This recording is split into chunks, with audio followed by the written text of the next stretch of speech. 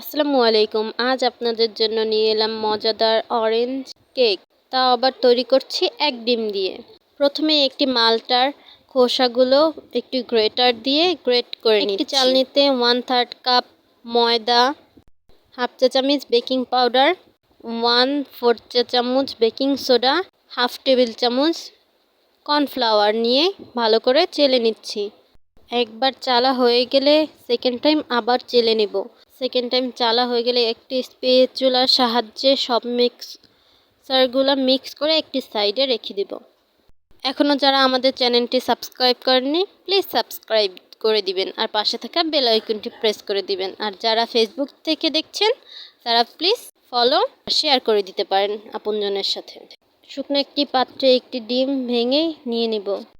তাতে 1/4 কাপ চিনি দিয়ে বিট করতে থাকবো যতক্ষণ পর্যন্ত না চিনিটা গলে যাচ্ছে।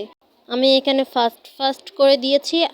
এটা আস্তে আস্তে জোরে জোরে করে বিট করতে হবে, তাহলেই একটু পর দেখা যাবে যে চিনিগুলো গলে গেছে। চিনিগুলো গলে গেলে তাতে দিয়ে দিব গ্রেট করা মালটার খোসাগুলো, তারপর ভালো করে মিক্স করে নিব।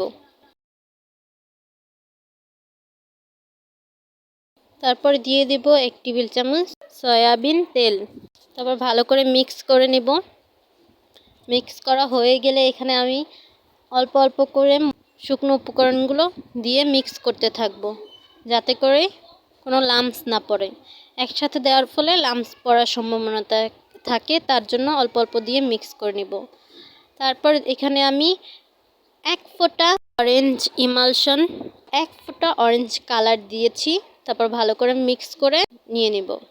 আমি এখানে একটি 4 ইঞ্চি ব্রাউন মোল্ডে তেল দিয়ে ভালো করে ব্রাশ করে বেকিং পেপার বিছিয়ে দিয়েছি। তারপর করে রাখা ব্যাটারটি মোল্ডে ঢেলে নিব। ঢালা হয়ে গেলে কয়েকবার ট্যাপ ট্যাপ করে নিব, যাতে করে কোনো বাবলস থাকলে তা বের হয়ে যায়। গ্যাসের চুলায় একটি হাঁড়িতে মোল্ডটা দিয়ে 15 মিনিটের জন্য বেক করে নিয়েছি। আলহামদুলিল্লাহ অনেক ভালো হয়েছে। কারো সময় কম বেশি লাগতে পারে এর চেয়ে। আপনজনের সাথে থাকুন, আপনজনকে ভালো রাখুন। আল্লাহ হাফেজ।